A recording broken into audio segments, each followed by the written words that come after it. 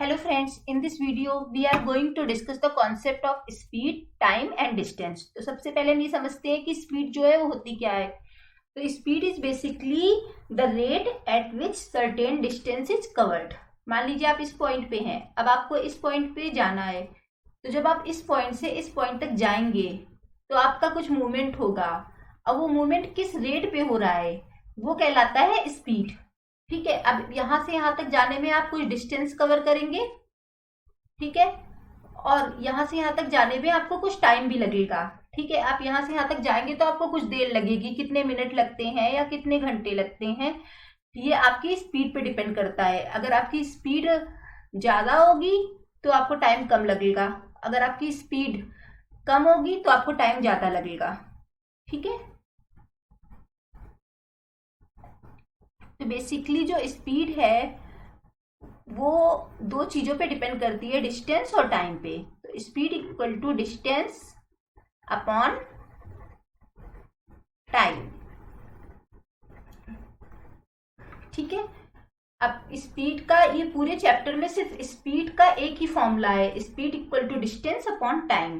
तो speed is the rate at which certain distance is covered.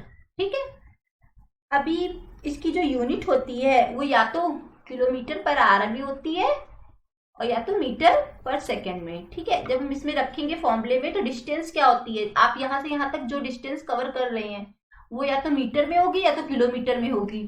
ठीक है, और टाइम जो आप लेंगे अगर वो किलोमीटर में होगी तो हम टाइम लेंगे आर में। ठीक है, और अगर ये डिस्टेंस जो है वो मीटर में होगी तो हम टाइम लेंगे सेकंड में। तो बस इसकी जो यूनिट है वो किलोमीटर पर आवर में होगी या तो मीटर पर सेकंड में होगी। ठीक है, अब जो किलोमीटर पर आवर है वो अगर आपको जो डिस्टेंस है वो किलोमीटर में दी है तो आपको स्पीड को भी किलोमीटर पर आवर में ही चेंज करना पड़ेगा। अगर आपको डिस्टेंस जो है प्रॉब्लम में वो मीटर में दी है तो आपको स्पीड को मीटर पर सेकंड में चेंज करना पड़ेगा। तो 1 किलोमीटर पर आवर बराबर are equal to 5/18 metre per second.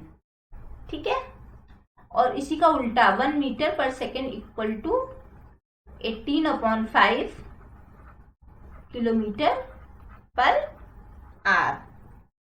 ठीक है, अब ये आया कैसे,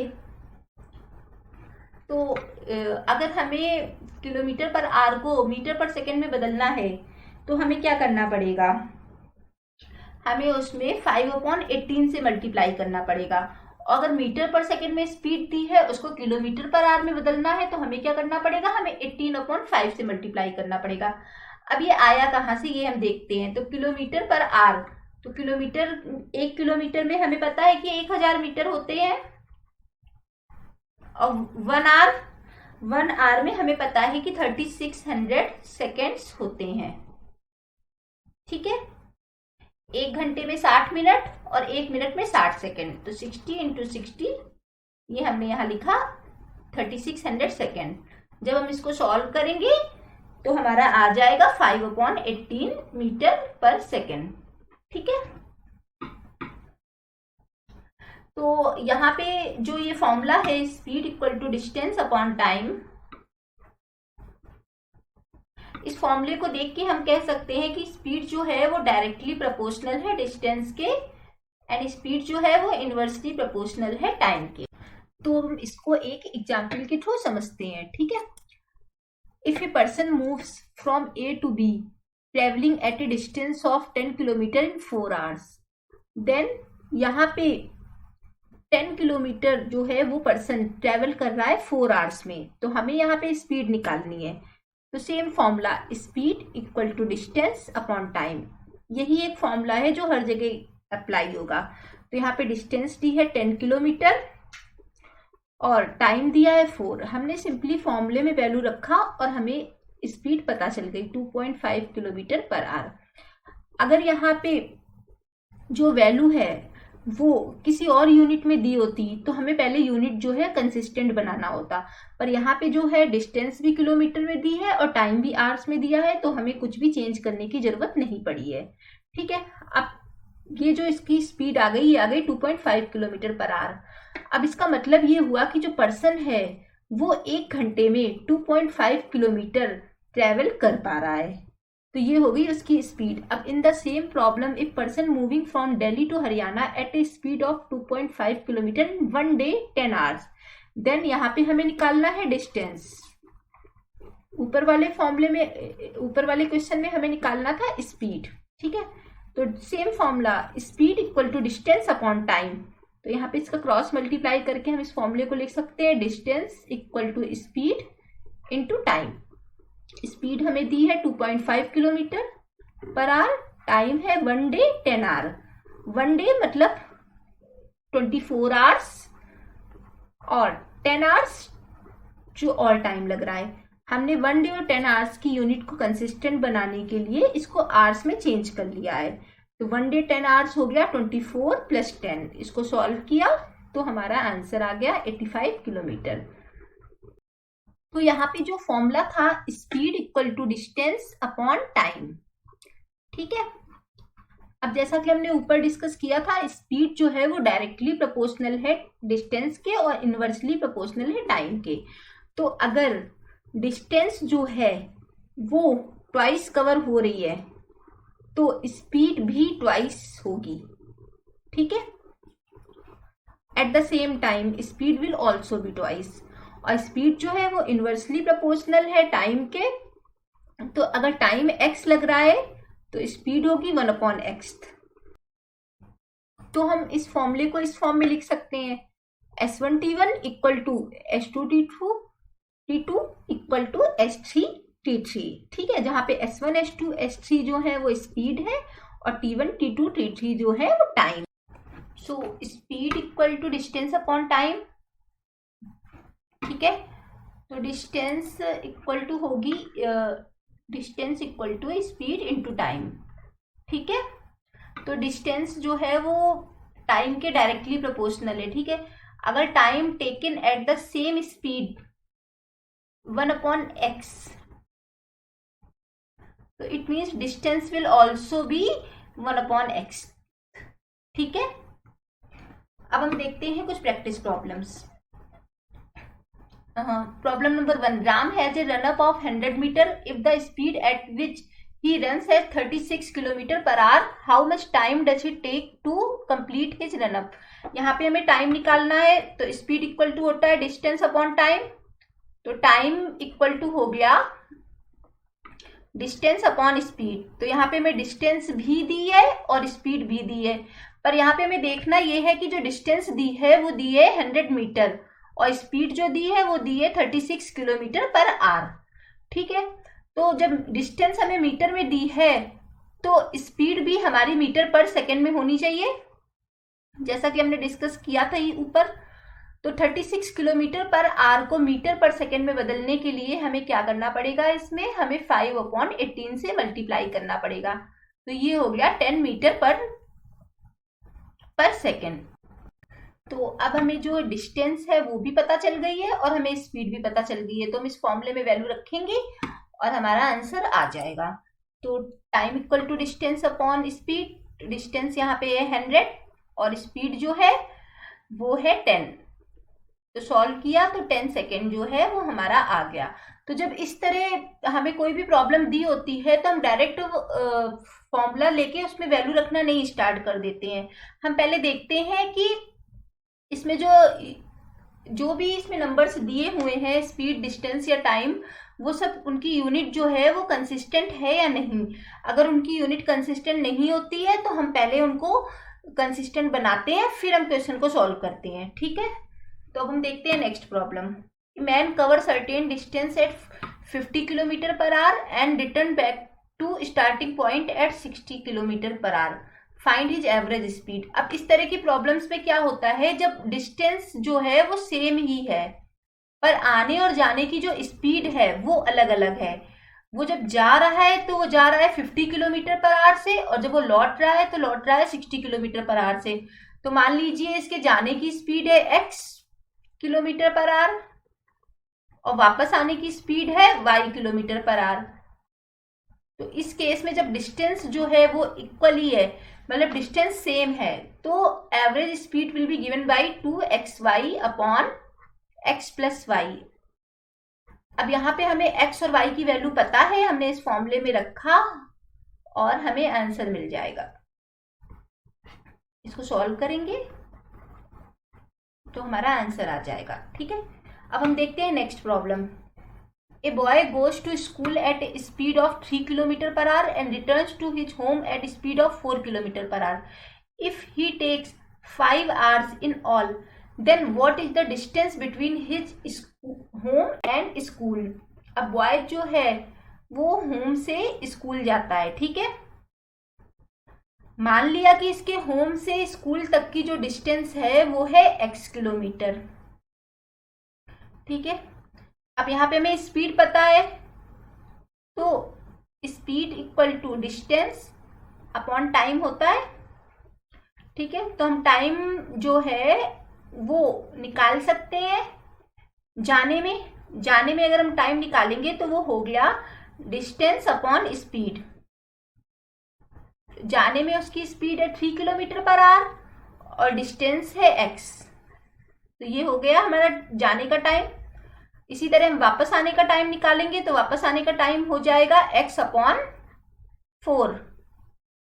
ठीक है, अब ये टोटल टाइम उसको कितना लग रहा है 5 hours, तो वापस आने का टाइम प्लस जाने का टाइम इक्वल टू 5 hours उसको लग रहा है। इसको सॉल्व करेंगे तो हमारा आंसर आ जाएगा। ठीक है, अब देखते हैं इसी में अगर if instead next problem, if instead of going at my usual speed of 30 kilometre per hour I go to office at 40 kilometre per hour, then I reach office 10 minutes, what is the distance travelled. अब यहाँ पे जो person है वो रोज office जाता है 30 kilometre per our से, पर एक दिन वो क्या करता है अपनी स्पीड बढ़ा देता है। तो ऑब्वियसली जब हमें पता है स्पीड बढ़ेगा तो टाइम तो कम लगेगा ही, तो वो ऑफिस जो है वो 10 minutes जल्दी पहुंच जाता है। तो यहाँ पे हमें ये निकालना है कि डिस्टेंस क्या होगी। तो वही same formula, speed equal to distance upon time. अब यहाँ पे हमें स्पीड दी है और बस हमें उनका जो डिफरेंस है रोज के टाइम का और उस दिन जिस दिन वो जल्दी पहुंचा उस टाइम का, हमें वो टाइम का डिफरेंस पता है। ठीक है, 10 minutes, और उसकी स्पीड जो है वो किलोमीटर पर आवर में है। तो इस मिनट्स को अगर हम कंसिस्टेंट बनाएंगे तो हम इसको 10/60 लिख सकते हैं। अगर हम इसको आर में चेंज करेंगे तो हम इसको लिख सकते हैं 10/60। ठीक है, तो यहाँ पे जो है हमें टाइम का डिफरेंस दिया है। ठीक है, तो अब अगर हम इसको अपनी इक्वेशन को टाइम के फॉर्म में लिखेंगे तो it will be t equal to d upon s। हम इस फॉर्मूले को इस फॉर्म में लिख सकते हैं। ठीक है, अब यहाँ पे हमें दो स्पीड दी है 30 kilometre per hour and 40 kilometre per our. तो हम जो टाइम है वो d अपॉन 30 d अपॉन 40 ये हो सकता है अगर हम ये वैल्यू इस फॉर्मूले में रखें। ठीक है, अब यहाँ पे हमें टाइम का डिफरेंस दिया है 10 minutes, तो हम इस इक्वेशन को इस फॉर्म में लिख सकते हैं। ठीक है, क्योंकि इस स्पीड का और इस स्पीड का इन दोनों के टाइम का जो डिफरेंस है वो हमें दिया हुआ है, तो हम इसको इस इक्वेशन के फॉर्म में लिख सकते हैं। तो इसको सॉल्व करेंगे तो हमारा आंसर आ जाएगा। अब देखते हैं next problem. If instead of going at my usual speed I go to office at 3/4 of usual speed, then I reach office 10 minutes late, what is the usual time to cover the distance travelled. इसमें जो एक person है वो रोज office जाता है किसी भी speed पे। ठीक है, अगर वो एक दिन अपनी यूजुअल स्पीड के 3/4 स्पीड पे ऑफिस जाता है तो उस दिन वो क्या होता है, उस दिन वो 10 minutes लेट ऑफिस पहुंचता है। तो हमें जो है यहाँ पे ये निकालना है what is the usual time to cover the distance travelled. हमें उसके रोज के ऑफिस जाने का जो टाइम है वो निकालना है। तो हमने मान लिया कि यूजुअल टाइम जो है वो हमारा t मिनट है। ठीक है, अब यहाँ पे हाँ, अगर वो जो है वो जा रहा है 3/4 ऑफ यूजुअल स्पीड, वो यूजुअल स्पीड के 3/4 स्पीड पे जाता है। तो same formula, speed equal to distance upon time. तो यहाँ पे स्पीड जो है वो टाइम के इनवर्सली प्रोपोर्शनल है। ठीक है, अगर स्पीड उसको 3/4 लग रही है तो टाइम उसको कितना लगेगा 4/3। इसका इन्वर्स करेंगे तो हमने माना कि उस दिन उसको जो टाइम लगा है वो लगा है 4/3 ऑफ यूजुअल टाइम। ठीक है, अब उन दोनों टाइम का डिफरेंस हमें दिया हुआ है, वो उस दिन 10 मिनट लेट पहुंचता है। तो हम इसको इस इक्वेशन के फॉर्म में लिख सकते हैं 40/3 t इक्वल टू 10, और इन दोनों का जो डिफरेंस है वो है 10। हम इसको इस इक्वेशन के फॉर्म में लिख सकते हैं। अब हम इसको सॉल्व करेंगे तो t के लिए हमारा आंसर आ जाएगा। अब देखते हैं next problem. Ram sees Uma standing at a distance of 200 meter from his position. He increased his speed by 50%, hence takes 20 seconds now to reach her. If he travels at its original speed, how much time he will take? यहाँ पे दो और option भी है, ये हम बाद में देखेंगे। अब यहाँ पे राम जो है वो देखता है कोई पर्सन है उमा, वो उससे 200 मीटर की डिस्टेंस पे है। ठीक है, अब जब वो अपनी स्पीड 50% बढ़ा देता है तो उसको उमा तक पहुंचने में सिर्फ 20 सेकेंड लगते हैं। तो यहाँ पे ये जो हमें स्पीड पता है, जब वो अपनी स्पीड का 50% बढ़ा रहा है तब वो 20 सेकेंड ले रहा है। पर यहाँ पे हमसे क्या पूछा है, if he travels at his original speed then how much time he will take. अगर वो अपनी ओरिजिनल स्पीड पे चला होता, उसने अपनी स्पीड 50% नहीं बढ़ाई होती, तो उसको कितना टाइम लगता, ये हमसे पूछा गया है। लेकिन यहाँ पे दिया क्या है कि वो अपनी स्पीड जो है वो 50% बढ़ा रहा है। तो मान लिया पहले उसकी स्पीड थी 100, अब उसने 50% स्पीड बढ़ाई तो वो स्पीड हो गई 150%। ठीक है, अब तब उसको 20 सेकेंड लग रहे हैं। तो जब वो 150% ऑफ हिज ओरिजिनल स्पीड जा रहा है, अब same formula, speed equal to distance upon time. ठीक है, यहाँ पे स्पीड जो है वो टाइम के इनवर्सली प्रोपोर्शनल है। तो जब वो 150% ऑफ हिज ओरिजिनल स्पीड पे जाता है, मींस वो 3/2 की स्पीड पे जाता है, तो उसको लगता है 20 सेकेंड। तो हम इसको इस तरह लिख सकते हैं, स्पीड जो है वो इनवर्सली प्रोपोर्शनल है टाइम के, तो उसको जो टाइम लगना चाहिए वो लगना चाहिए 2/3 ऑफ हिज ओरिजिनल टाइम। तो 2/3 of his original time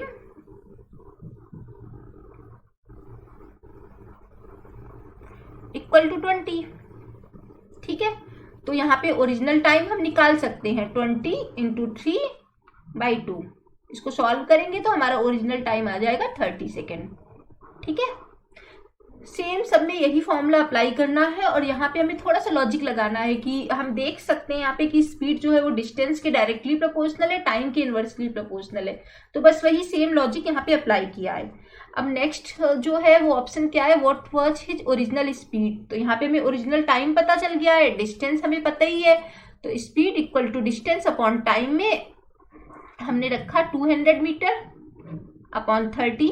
solve करेंगे तो हमारा ओरिजिनल स्पीड आ जाएगा। ठीक है, अब what is a new speed. अब न्यू स्पीड यहाँ पे पूछी गई है, तो न्यू स्पीड क्या हो रही है, 50% बढ़ रही है। तो सेम यहाँ पे मल्टीप्लाइंग फैक्टर का जो कॉन्सेप्ट है वो यहाँ पे अप्लाई किया है। तो अभी हमें ओरिजिनल स्पीड पता है और 50% बढ़ रही है, तो 1.5 हम इसको लिख सकते हैं। इसको सॉल्व किया तो 36 किलोमीटर पर आवर हमारा आंसर आ गया। ठीक है, तो बस यहाँ पे मल्टीप्लाइंग फैक्टर का कॉन्सेप्ट लगाया है, ये सॉल्व हो गया। अब हम देखते हैं next example. A, B and C start swimming a pool simultaneously. To complete 10 laps, A takes 10 minutes, B takes 8 minutes and C takes 6 minutes. What is the ratio of speed? अब यहाँ पे जो है, यहाँ पे हमें ये बोला जा रहा है कि जो A जो है वो 10 लैप्स कंप्लीट करने में 10 मिनट्स लेता है, B उतने ही 10 लैप्स कंप्लीट करने में 8 मिनट लेता है और C जो है वो 6 मिनट लेता है। तो यहाँ पे हमें रेशियो जो है वो स्पीड का निकालना है। तो same formula, speed equal to distance upon time. अब इस केस में जो डिस्टेंस है वो क्या है, वो है 10 लैप्स। तीनों ही केस में A, B और C के लिए जो डिस्टेंस है वो इक्वल है, मीन्स वो 10 है। ठीक है, तो अब स्पीड जो है वो इनवर्सली प्रोपोर्शनल होती है टाइम के, इस फॉर्मूले से हमें पता ही चल रहा है। ठीक है, तो हम जो टाइम है उनका, हम उसको स्पीड को इस फॉर्म में लिख सकते हैं 1/10, 1/8, 1/6। अब इसको सॉल्व करेंगे तो हमें जो है हमारी स्पीड्स पता चल जाएगी, रेशियो ऑफ स्पीड पता चल जाएगा। हम इसका एलसीएम लेंगे और ऊपर मल्टीप्लाई करेंगे, सॉल्व करेंगे तो हमारा आंसर आ जाएगा। अब हम देखते हैं next problem. Ram and Shyam decide to meet somewhere between their house which is 30 kilometre apart. Ram rides at 4 kilometer per hour and Shyam at 6 kilometer per hour simultaneously. Then at what distance from Shyam house they will meet? अब यहाँ पे राम और श्याम जो है वो दो person हैं, वो मिलने का डिसाइड करते हैं और उनके घर के जो बीच का जो डिस्टेंस है वो है 30 किलोमीटर। राम जो है वो चलता है 4 किलोमीटर पर आवर की स्पीड से, श्याम जो है वो चलता है 6 किलोमीटर पर आवर की स्पीड से। यहाँ पे पूछा ये है कि श्याम के घर से वो कितनी डिस्टेंस पे मिलेंगे, ठीक है। तो यहाँ पे जो डिस्टेंस है वो 30 किलोमीटर है। मान लिया कि श्याम के घर से वो मिलेंगे x मीटर की डिस्टेंस पे, ठीक है। तो राम के घर से जो उसकी डिस्टेंस हुई वो कितनी हुई, 30 माइनस x। हमने x में से 30 में से x को माइनस कर दिया, ठीक है। अब टाइम होता है डिस्टेंस अपॉन स्पीड, ठीक है। तो श्याम के लिए जो टाइम लग रहा है वो कितना लग रहा है, x अपॉन 6। राम के लिए जो टाइम लग रहा है वो लग रहा है 30 माइनस x अपॉन 4, ठीक है। अब लेकिन जो दोनों लोग हैं वो एक ही टाइम पे स्टार्ट करते हैं, तो हम जो टाइम है वो हम ये एज्यूम कर सकते हैं कि वो इक्वल होना चाहिए। तो हम इसको इस फॉर्म में लिख सकते हैं। अब हम क्रॉस मल्टीप्लाई करेंगे, इसको सॉल्व करेंगे तो x हमारा आंसर आ जाएगा। तो हमें पता चल जाएगा कि वो श्याम के घर से कितनी डिस्टेंस पे मिल रहे हैं। अब हम देखते हैं next example. A man takes 8 hours to walk a certain place and ride back. However, he could have gained 2 hours if he has covered both the ways by riding. How long would he take to walk both the ways? यहाँ पे एक जो man है वो 8 hours लेता है किसी place तक जाने में, वॉक करके और राइड बैक करके आने में, ठीक है। अगर वो दोनों ही डिस्टेंस जो है वो राइडिंग के द्वारा कवर करता है तो उसको 2 hours का जो टाइम है वो बच जाता है। तो फर्स्ट केस में जो वॉकिंग प्लस राइडिंग टाइम है वो है 8 hours। सेकेंड केस में उसको 2 घंटे बचते हैं, 2 घंटे वो बचा लेता है अगर वो दोनों ही डिस्टेंस कवर करता है राइडिंग से, तो 2 hours बचते हैं। तो उस केस में उसको टाइम लग रहा होगा 8 माइनस 2। अब यहाँ पे r की जो वैल्यू है वो I3, ठीक है। अब जब हम इस r की वैल्यू को इस फॉर्मूले में रखेंगे, जो इक्वेशन हमने बनाई है, तो जो वॉकिंग है वो आ जाएगी 8 माइनस 3 इक्वल टू 5। अब यहाँ पे हमें निकालना है how long would he take to walk both the ways. Both the ways मतलब एक साइड आने का एक साइड जाने का। तो जो वॉकिंग टाइम होगा वो होगा 10 hours, 2 into 5, ठीक है। तो ये था जो कॉन्सेप्ट हमारा टाइम, स्पीड एंड डिस्टेंस का। यहाँ पे मैंने जो प्रॉब्लम्स डिस्कस करी है वो मैंने थोड़ा सा मॉडरेट लेवल की करी है। So if you have any query regarding this, you can drop your query in comment box. I will try to solve that. Thank you for watching.